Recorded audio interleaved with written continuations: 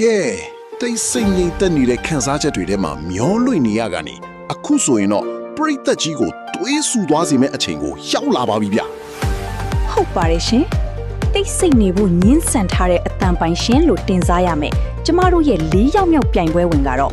rock အဆိုတော့အောင်မြတ်ကျော်ပဲဖြစ်ပါတယ်မှန်ပါတယ်ဒီ rocker ကြီးကဘာပြောထားလဲဆိုရင်ကျွန်တော်ကတိုးတိုးလေးမဆိုတတ်ဘူးရင်ထဲကခံစားချက်မှန်သမျှကိုအားရပါရပဲဆိုတယ်တဲ့ဗျ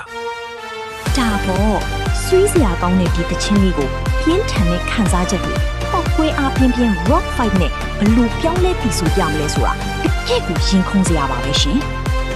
ကဲ rocker ရောအားပေးဖို့အသင့်ပဲလား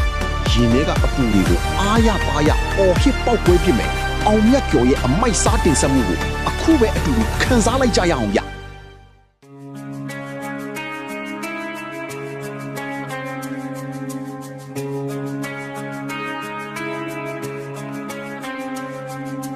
သိချင်မိတာအမှန်ပါပဲအနာကမခွာရနိုင်ခဲ့ပြီဆိုင်သူရှိရင်တောင်းပန်ပါတယ်မင်းကတော့ဒါတွေမသိနိုင်ဘူးဝင်ပြောဖို့ခွင့်ရမရှိလေဒီရင်ထဲမှာမင်းတယောက်တည်းပါချိန်ပြီးလွန်ရတဲ့ညတွေလေမင်းတို့ဆိုရင်ချင်နေပါတယ်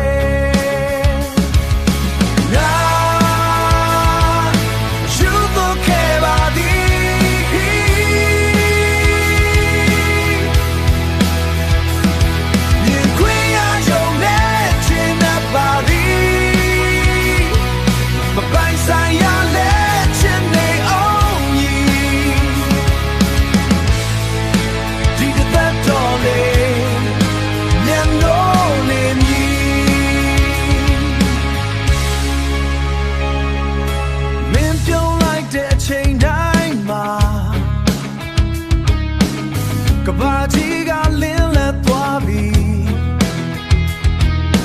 ကိုရရှိတဲ့နေရာလေးကအခေါ်ချရတဲ့အဝေးတနေရာပါပဲဒီနေ့တော့မင်းသိလာမှာပါအဝေးကလွမ်းနေတာတွေကိုအချိန်တွေဘလောက်ကြာသွားပါစေဒီချစ်ကတော့အမြဲရှင်သန်နေမည်